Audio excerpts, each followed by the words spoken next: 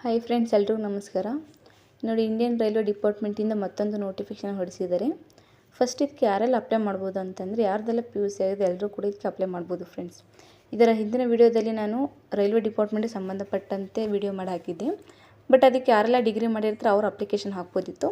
But ಈ ಒಂದು ರಿಕ್ವೈರ್ಮೆಂಟ್ಗೆ ಸಂಬಂಧಪಟ್ಟಂತೆ PUC ಆಗಿದ್ರೆ ಸಾಕು, ನೀವು ಇದಕ್ಕೆ ಅಪ್ಲಿಕೇಶನ್ ಹಾಕ್ಬೋದು ಫ್ರೆಂಡ್ಸ್.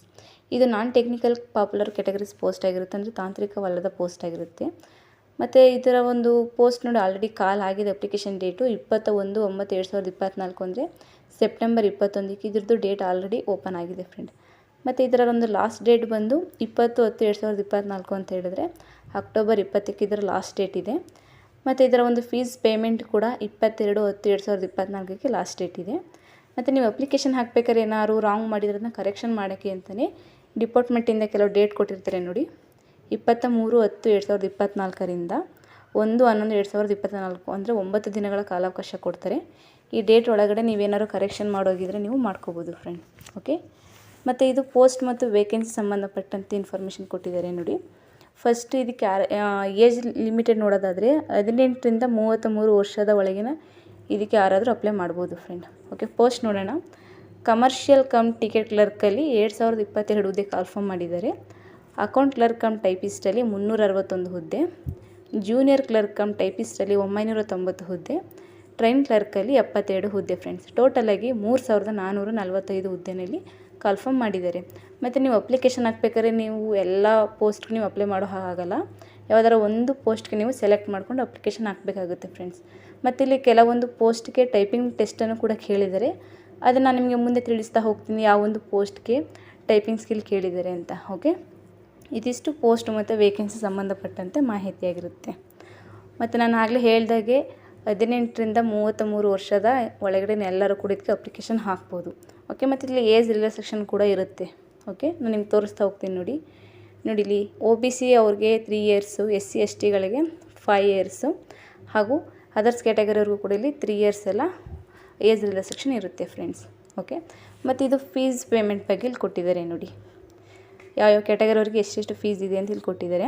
PWBD ಹಾಗೂ female ಕ್ಯಾಟಗರಿಯವರು, transgender, ex service man ಹಾಗೂ SC STಗಳು, ಎಕನಾಮಿಕಲಿ ಬ್ಯಾಕ್ವರ್ಡ್ ಕ್ಲಾಸಸ್ ಅವರು 250 ಅಷ್ಟು ಫೀಸ್ ಪೇ ಮಾಡಬೇಕಾಗುತ್ತೆ ಫ್ರೆಂಡ್ಸ್. ಇನ್ನು ಉಳಿದ ಎಲ್ಲ ಅಭ್ಯರ್ಥಿಗಳು 500 ಅಷ್ಟು ಫೀಸ್ ಪೇ ಮಾಡಬೇಕಾಗುತ್ತೆ.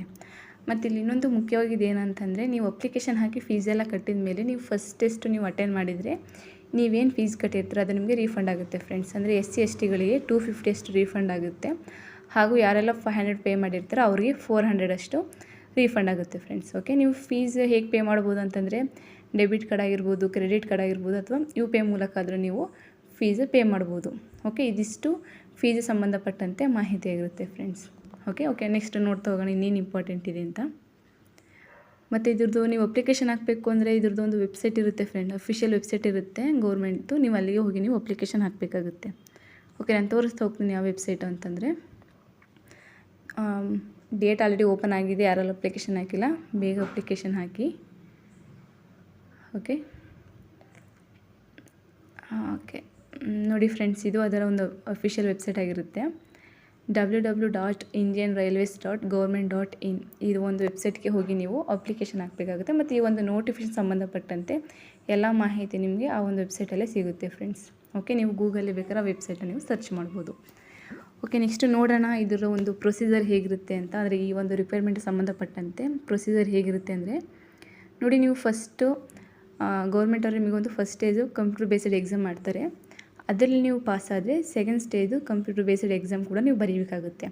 ಓಕೆ, ಅದಾದಮೇಲೆ ಕೆಲವು ಪೋಸ್ಟ್ಗೆ ಟೈಪಿಂಗ್ ಸ್ಕಿಲ್ ಕೂಡ ಟೆಸ್ಟ್ ಕೊಡ್ತಾರೆ. ನೀವು ಇದರಲ್ಲಿ ನೀವು ಪಾಸ್ ಆದರೆ ನೆಕ್ಸ್ಟ್ ನಿಮ್ಮದು ಡಾಕ್ಯುಮೆಂಟ್ ವೆರಿಫಿಕೇಷನ್ ಇರುತ್ತೆ, ನಂತರ ಮೆಡಿಕಲ್ ಟೆಸ್ಟ್ ಇರುತ್ತೆ. ಓಕೆ, ಇದಾದ ನಂತರ ನಿಮ್ಮದು ಒಂದು ಮೆರಿಟ್ ಲಿಸ್ಟ್ ಬಿಡ್ತಾರೆ. ಅಲ್ಲಿ ನಿಮ್ಮದು ನೇಮ್ ಇತ್ತು ಅಂದರೆ ನೀವು ಸೆಲೆಕ್ಟ್ ಆದಂಗೆ ಫ್ರೆಂಡ್ಸ್. ಓಕೆ, ಆಗ ಈ ಒಂದು ಹುದ್ದೆ ನಿಮಗೆ ಆದಂಗೆ. ಓಕೆ, ಈ ಒಂದು ಪ್ರೊಸೀಜರ ಈ ಒಂದು ರಿಕ್ವೈರ್ಮೆಂಟ್ ಸಂಬಂಧಪಟ್ಟಂತೆ ಇರುತ್ತೆ. ಓಕೆ, ನೋಡಿ ಇದು ಫಸ್ಟ್ ಸ್ಟೇಜು ಟೆಸ್ಟ್ ಹೇಗಿರುತ್ತೆ ಅಂತ ಕೊಟ್ಟಿದ್ದಾರೆ. ಇಲ್ಲಿ CBT ಟೆಸ್ಟ್ ಅಂದರೆ ಕಂಪ್ಯೂಟರ್ ಬೇಸ್ಡ್ ಎಕ್ಸಾಮ್ ಆಗಿರುತ್ತೆ. ನೋಡಿ, ಇಲ್ಲಿ ಎಕ್ಸಾಮ್ ಡ್ಯೂರೇಷನ್ ಬಂದು 90 ಮಿನಿಟ್ಸ್ ಅಂದರೆ 1.5 ಗಂಟೆಗಳ ಕಾಲಾವಕಾಶ ನಿಮಗಿರುತ್ತೆ. ಮತ್ತು general awareness 40 question, mathematics 30 question, general intelligence and reasoning 30 question. Total 100 question ಇರುತ್ತೆ, 100 ಮಾರ್ಕ್ಸ್ ಇರುತ್ತೆ ಫ್ರೆಂಡ್ಸ್. ಅಂದರೆ ಒಂದೊಂದು ಕ್ವಶನ್ಗೆ ಒಂದೊಂದು ಮಾರ್ಕ್ಸ್ ಇರುತ್ತೆ. ಮತ್ತು 3/1 ಅಷ್ಟು ಕೂಡ ನೆಗೆಟಿವ್ ಮಾರ್ಕ್ಸ್ ಇರುತ್ತೆ. ಓಕೆ. ಮತ್ತು PWBD ಅವರಿಗೆ 2 ಅವರ್ ಕಾಲಾವಕಾಶ ಇರುತ್ತೆ ಎಕ್ಸಾಮ್ ಬರೆಯೋಕ್ಕೆ. ಇದಿಷ್ಟು first stage computer based exam ಆಗಿರುತ್ತೆ. ಮತ್ತು ಇದರಲ್ಲಿ ನೀವು ಬರೆದು ನೀವು ಎಲಿಜಿಬಲ್ ಆಯಿತು ಅಂದರೆ ನೆಕ್ಸ್ಟ್ ನೀವು ಸೆಕೆಂಡ್ ಸ್ಟೇಜ್ದು ಎಕ್ಸಾಮ್ ಬರೀಬೋದು. ಓಕೆ. ಆದರೂ ಒಂದು ಕ್ವಶನ್ ಪೇಪರು ಆ ಒಂದು ಪ್ಯಾಟ್ರನ್ ಹೇಗಿರುತ್ತೆ ಅಂತ ನೋಡೋಣ. ನೋಡಿ, ಇದು ಸೆಕೆಂಡ್ ಸ್ಟೇಜು CBT ಟೆಸ್ಟ್ ಆಗಿರುತ್ತೆ. ಇಲ್ಲಿ ಕೂಡ ಎಕ್ಸಾಮ್ ಡ್ಯೂರೇಷನ್ 90 ಮಿನಿಟ್ಸ್ ಅಂದರೆ 1.5 hour ಟೈಮ್ ಇರುತ್ತೆ. ಬಟ್ ಇಲ್ಲಿ ಸ್ವಲ್ಪ ಕ್ವಶನ್ ಜಾಸ್ತಿ ಇರುತ್ತೆ ನೋಡಿ. ಜನರಲ್ ಅವೇರ್ನೆಸ್ಸಲ್ಲಿ 50 question, mathematics 35 question, general intelligence and reasoning 35 question, total 120 question ಇರುತ್ತೆ, 120 ಮಾರ್ಕ್ಸ್ ಇರುತ್ತೆ. ಓಕೆ. ಇಲ್ಲೂ ಸೇಮ್ ಒಂದೊಂದು ಕ್ವಶನ್ಗೆ ಒಂದೊಂದು ಮಾರ್ಕ್ಸ್ ಇರುತ್ತೆ. ಇಲ್ಲೂ 3/1 ಅಷ್ಟು ನೆಗೆಟಿವ್ ಮಾರ್ಕ್ಸ್ ಇರುತ್ತೆ ಫ್ರೆಂಡ್ಸ್. ಓಕೆ. ಮತ್ತು PWBD ಅವರಿಗೆ ಇಲ್ಲಿ 2 ಅವರ್ ಕಾಲಾವಕಾಶ ಇರುತ್ತೆ. ಓಕೆ. ನೀವು ಇದರಲ್ಲೂ ಪಾಸ್ ಆಯಿತು ಅಂದರೆ ನೆಕ್ಸ್ಟ್ ಕೆಲವು ಪೋಸ್ಟ್ಗೆ ಟೈಪಿಂಗ್ ಟೆಸ್ಟ್ ಇರುತ್ತೆ. ಅವ್ರಿಗೆ ನಾನು ತಿಳಿಸ್ತಾ ಹೋಗ್ತೀನಿ ಯಾರು ಟೈಪಿಂಗ್ ಟೆಸ್ಟ್ ಇದೆ ಅಂತ. ಓಕೆ. ನೆಕ್ಸ್ಟ್ ನಿಮ್ಗೆ ಇದೆಲ್ಲ ಪಾಸ್ ಆದರೆ ನೆಕ್ಸ್ಟ್ ನಿಮಗೆ ಮೆಡಿಕಲ್ ಟೆಸ್ಟೆಲ್ಲ ಕರೀತಾರೆ. ಅಂದರೆ ನೋಡಿ, ಇಲ್ಲಿ ಯಾವ ಕ್ಯಾಟಗರಿ ಅವರು ಎಷ್ಟೆಷ್ಟು ಪರ್ಸೆಂಟೇಜ್ ಮಿನಿಮಮ್ ಎಷ್ಟೆಷ್ಟು ಪರ್ಸೆಂಟೇಜ್ ತೆಗಿಬೇಕಂತ ಕೊಟ್ಟಿದ್ದಾರೆ. UR ಅವರು 40% ಅಷ್ಟು, EWS ಅವರು 40%, OBC ಅವರು 30%, SC ಅವರು 30% ಹಾಗೂ ST ಅವರು 25%. ನೀವು ಮಿನಿಮಮ್ ಇಷ್ಟೊಂದು ಪರ್ಸೆಂಟೇಜಾದ್ರು ನೀವು ತೆಗೆದ್ರೆ ನಿಮ್ಮದು ಎಲಿಜಿಬಲ್ ಆಗುತ್ತೆ ನೆಕ್ಸ್ಟ್ ಟೆಸ್ಟಿಗೆ ಅಂತೇಳಿ ಕೊಟ್ಟಿದ್ದಾರೆ. ಓಕೆ. ಅಂದರೆ ನೀವು ಇಷ್ಟು ಪರ್ಸೆಂಟೇಜಾದ್ರು ನೀವು ತೆಗಿಲೇಬೇಕು ಅಂತ ಇರುತ್ತೆ. ತೆಗೆದ್ರಾಗ ನೀವು ನೆಕ್ಸ್ಟು CBT ಟೆಸ್ಟು ಸೆಕೆಂಡ್ ಕರು ನೀವು ಪಾಸ್ ಆಗ್ಬೋದು, ಅಥವಾ ಟೈಪಿಂಗ್ ಟೆಸ್ಟು ನೀವು ಸೆಲೆಕ್ಟ್ ಆಗ್ಬೋದು ಫ್ರೆಂಡ್ಸ್. ಓಕೆ. ಅದಿಷ್ಟು ಪರ್ಸೆಂಟೇಜ್ ತೆಗಿಬೇಕಾಗುತ್ತೆ. ಮತ್ತು ಲಾಸ್ಟ್ ನೋಡಿ, ನಾನು ಆಗಲೇ ಹೇಳಿದ್ದೆ ಕೆಲವೊಂದು ಪೋಸ್ಟಿಗೆ ಟೈಪಿಂಗ್ ಟೆಸ್ಟ್ ಕೇಳಿದ್ದಾರೆ ಅಂತ.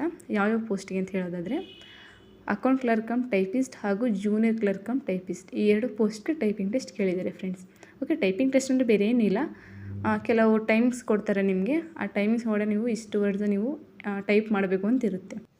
ಇದಿಷ್ಟು ಈ ಒಂದು ರಿಕ್ವೈರ್ಮೆಂಟ್ಗೆ ಸಂಬಂಧಿಸಿದಂಥ ಮಾಹಿತಿಯಾಗಿರುತ್ತೆ. ಹೀಗೆ ಹೆಚ್ಚಿನ ಜಾಬ್ ಅಪ್ಡೇಟ್ಸ್ಗಾಗಿ ನಮ್ಮ ಯೂಟ್ಯೂಬ್ ಚಾನಲ್ ಸಬ್ಸ್ಕ್ರೈಬ್ ಮಾಡಿ ಸಪೋರ್ಟ್ ಮಾಡಿ ಫ್ರೆಂಡ್ಸ್. Thank you.